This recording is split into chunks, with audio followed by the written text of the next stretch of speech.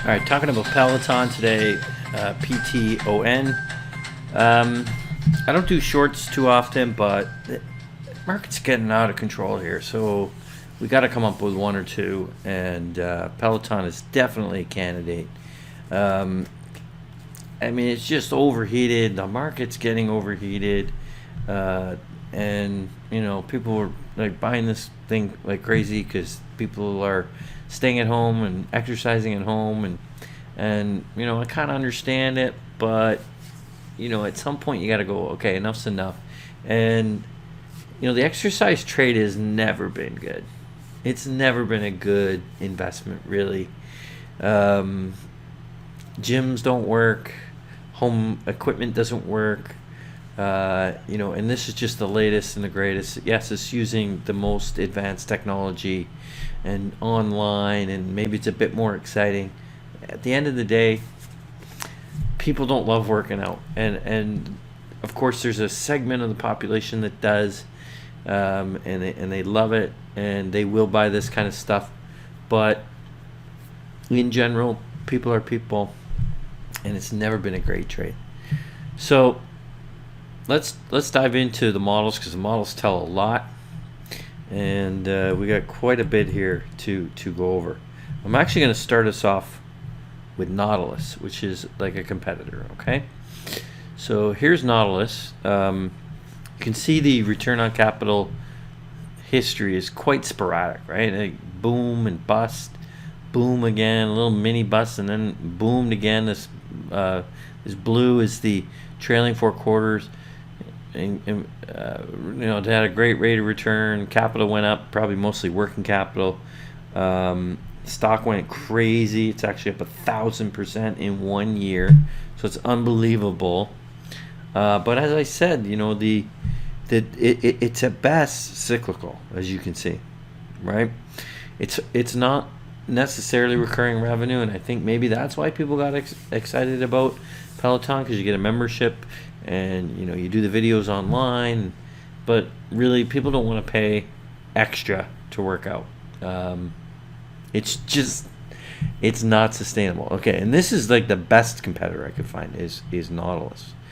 Now we're going to flip over to Peloton, and we're going to do these. I'm going to do a lot of dynamic stuff here, so try and follow along if you can. I mean, the gist of it is it's overvalued, and there's probably some better ideas out there. Okay, history of Peloton.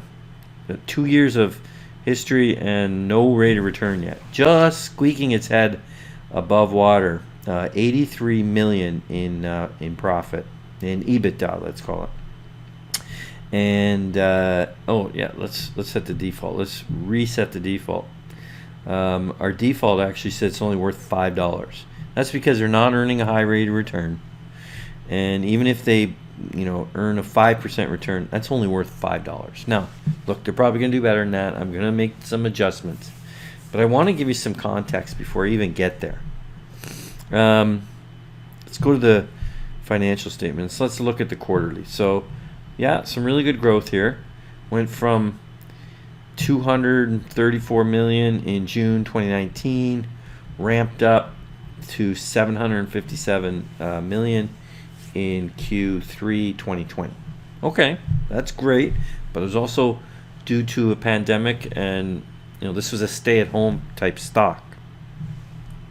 Let's go look at Nautilus. So Nautilus, by the way, Nautilus has online now as well. Also had some good quarters. It's not as big a company. Went from 59 million all the way up to 155 million. Some solid growth there. As I said in the past, it's been sometimes profitable, sometimes not. Obviously, Q3 was a very good quarter. Okay, but 155 million in revenue there, and this is Peloton 757. So order of magnitude the same, but definitely Peloton is bigger. Okay. Now I just want to take one little stat here.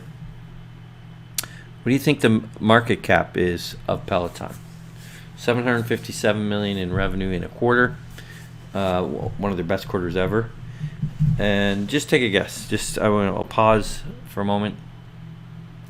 Okay, hope you made your guess. It's 30 billion. Okay, 30 billion, very little debt, so let's just say 30 billion enterprise value. Okay, now let's flip over to Nautilus. 155 million in the quarter, 37 million in profit, EBITDA.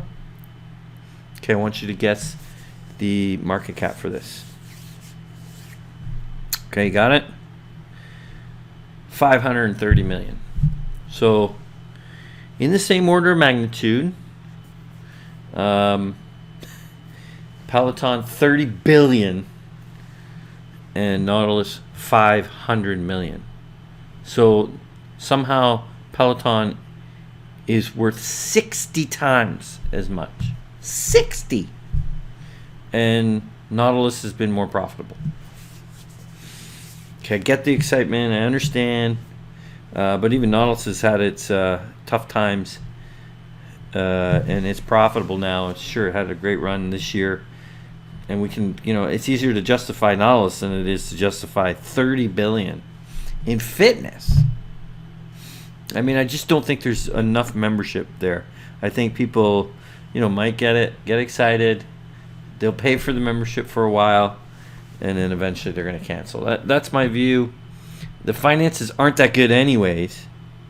Let me flip back. There's another step you need to take to totally understand this. All right, let's say we're very bullish on it. What I like to do is kind of just reverse engineer this and go, okay, well, let's take a look at some estimates here. Blow these up a little bit. For the current year, this is 2021. They must have they have a June year end, so they're already into their fiscal 21, and that's supposed to grow by 115%. But then the year after, 32. Okay, so revenue and capital often grow roughly the same. Let's just say 32. Okay. In fact, in this case, revenue or capital might grow faster because working capital. I don't know. Hard to say. But let's just say 32.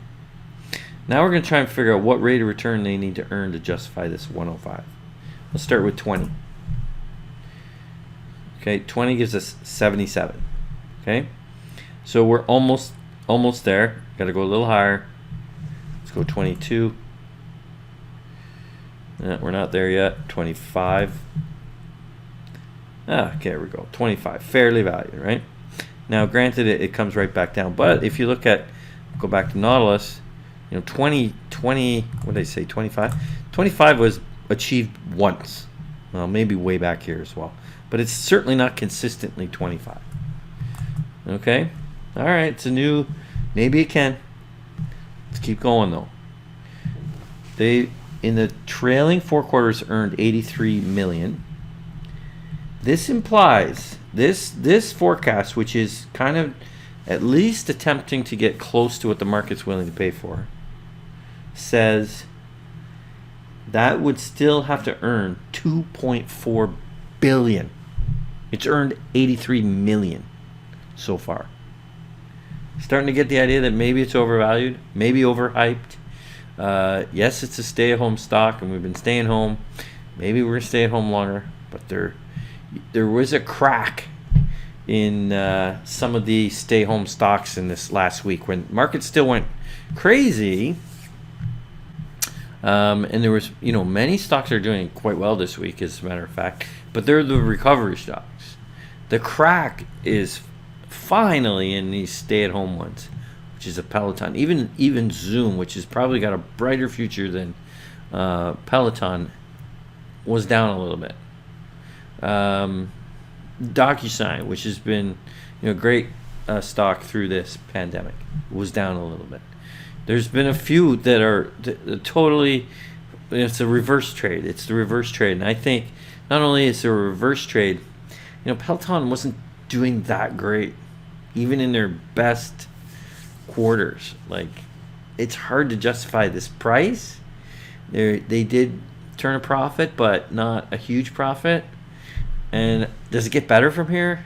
It's really hard to imagine that there's a better environment than it is right now. Well, maybe the next, up for the next 2 quarters till the spring.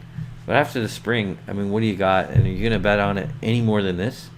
30 billion, company making 80 million? That's a big bet. That's a big bet. So we're not that enthusiastic about Peloton. That's our story. Thanks for watching our investment video. If you want to improve your portfolio returns, simply subscribe. Or if you're an investment advisor or retail investor and you want help with your portfolio more directly, we can help you with a managed account and manage each and every trade for you.